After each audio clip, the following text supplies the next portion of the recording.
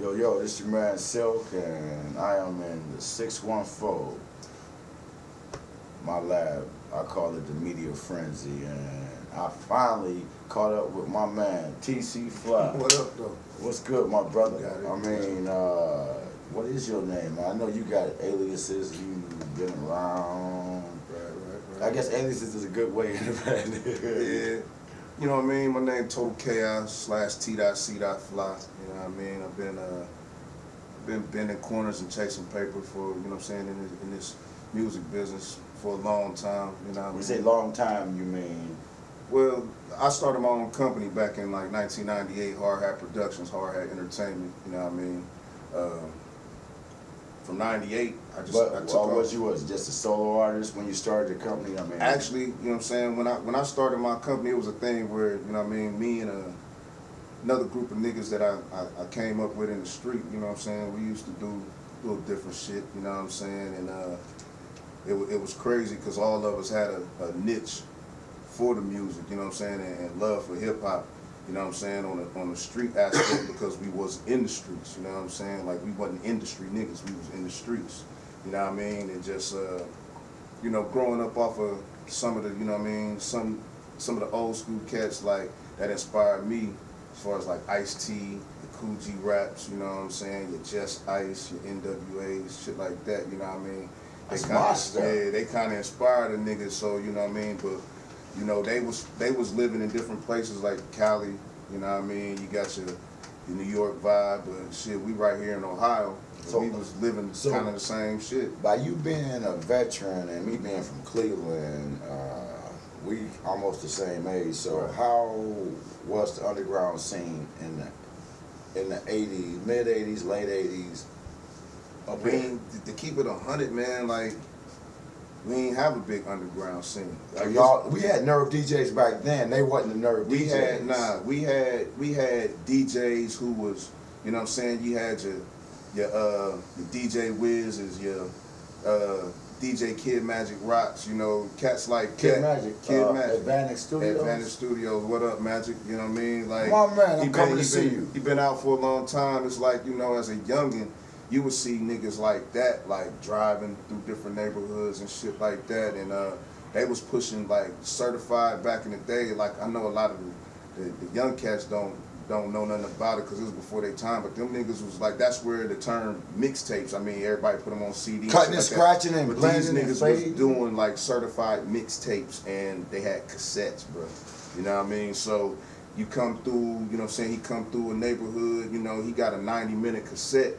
And he pushing them out the whip, you know what I mean? Like, hey, I got some new mixes. So, you know, back then we only had 1 or 2 radio stations that was even giving you that, you know what I mean? So it was an underground radio station back in the day called CT&T, and you had to have, it was more or less like you had to buy cable to plug in to that radio station. So you had to get like a converter, like so to say, to go on your radio and even pick that shit up. You know what I mean? So, in order to really hear the latest shit that was coming out, then you had to either know one of them DJs or you had to be plugged in to CT&T to get the real shit. You know what I'm saying? Versus the shit that was coming out on the radio. You know what I mean? And the radio, they always gonna give you the radio version, but these niggas ain't never watered down shit. So it was sort of like you anticipated or waited, you know what I mean, for a motherfucker to come to your hood to get that certified mixtape. And then music was different and it wasn't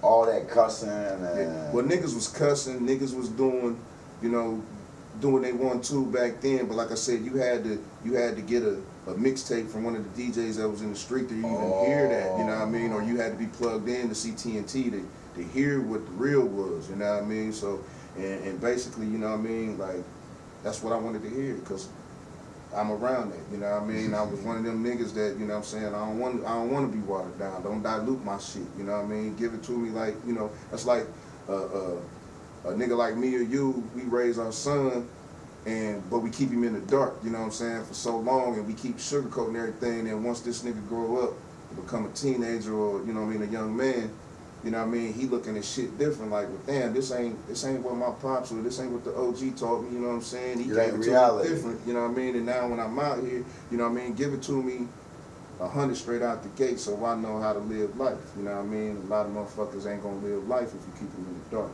So basically, that's where it all started for me, man. You know what I'm saying? I keep it 100. The first time I was really like so in tune to the hip hop shit and knew what real was. I had cousins coming down from Detroit every summer. You know what I'm saying? To my grandma's, and I think I was probably like in the, I want to say like 2nd or 3rd grade.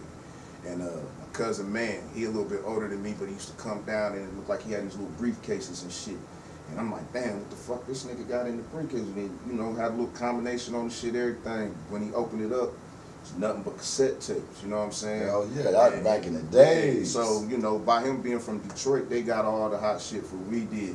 And I remember clear as day, man, this nigga popped in, a nigga named Slick Rick, bro. You know what I'm saying? And this was before, like, Rick, like, took off. His shit was underground at the time, you know what I'm saying? So, that album, The Adventures of Slick Rick, that's legendary. That's a classic forever. Oh, so you heard that Lottie Dottie? Yeah. That this was before the motherfucking like got the deal and went worldwide with it. So his shit was so nasty and so dope, but so Get Fresh raw. Crew. Somebody to Get Fresh Crew. Yeah, so raw. Like he was with Doug. But then when he broke off and did his solo shit, The Adventures of Slick Rick, I remember. yeah, that shit, he didn't even have a deal. The nigga did it underground. He out of pocket. Put his shit out there. So cold, and that's how he got the deal. So, you know, I give it up to the legendary Slick Rick for, you know what I'm saying, put me in tune with, you know what I'm saying, everything that was going on and made me want to venture out and do the shit myself, you know what I mean? So not to be like a carbon copy of anybody, but just gave me that inspiration, you know what I'm saying, digging in myself and wanted motherfucking, you know what I'm saying, tell a little, you know, little stories about me. So would you call yourself a storyteller, or? I would call myself a realist, man. You know what I mean? I basically can't give you music. Do you have a certain style? I don't say that I do, you know what I mean? Well, yeah, I do.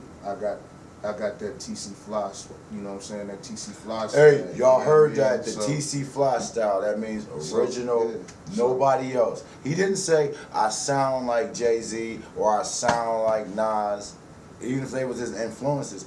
He's not trying to be Slick Rick. He didn't say, right. Nah, Rick inspired a nigga, you know, I like Jay, I listen to Nas, I came up off them dudes, you know what I'm saying? Like I came up off of other dudes because me and Jay and Nas, we from that same era, so we probably came up listening to some of the same niggas, you know what I'm saying? Even though they was in the heart of New York, and that's really where, you know, they say it originated from, you know what I mean?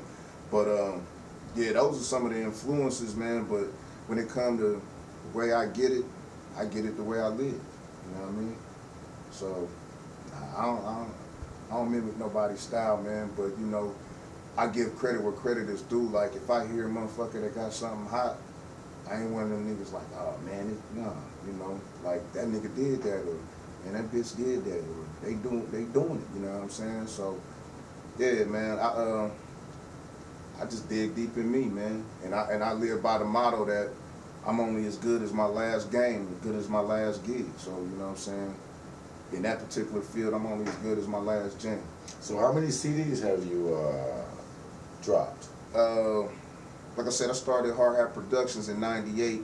I started off like as far as being in a group, you know what I'm saying? Like I said, with the niggas that I came up with, the foundation, you know what I'm saying?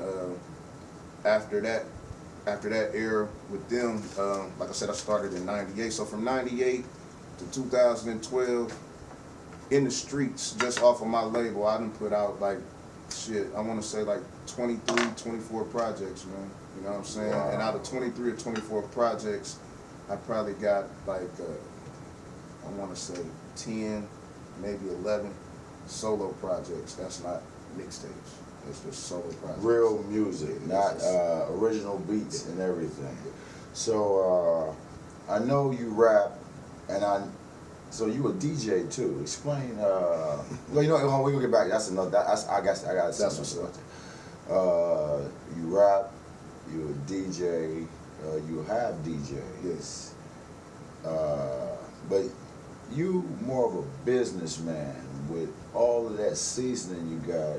How does it how does it affect you being a producer, a rapper? You the whole package. You know what I'm saying? Basically, man, it's like it affect me in a positive way. I mean, it can be stressful, but it only stresses you out as much as you let it. You know what I mean? So first and foremost, anybody out there that's watching this thing and looking, you got to, in anything you do in life, you got to be passionate about it. You know what I'm saying?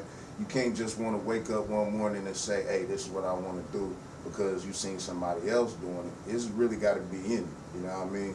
So I push myself, man. Like, I set personal goals within myself. You know what I'm saying? What I want for myself as a producer, what I want for myself as an artist, what I want for myself on the marketing and business aspect. You know what I'm saying? So I juggle shit. You know what I'm saying? But everything I step into and go forward with, I put my all into it. So I don't never bullshit with it. I don't never half step with it. You know what I'm saying? No matter how quick I get it done, or no matter how long it might take me.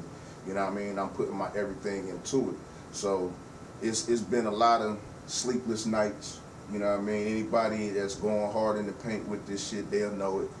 It's a lot of no sleep at certain times. You know what I mean? We had a conversation earlier where I could remember where I done locked myself in the studio 3-4 days to a week, you know, at a time, where I see no outside, and I'm ordering food. I don't step outside the box, man. But then when you completed that project, and you wasn't playing video games,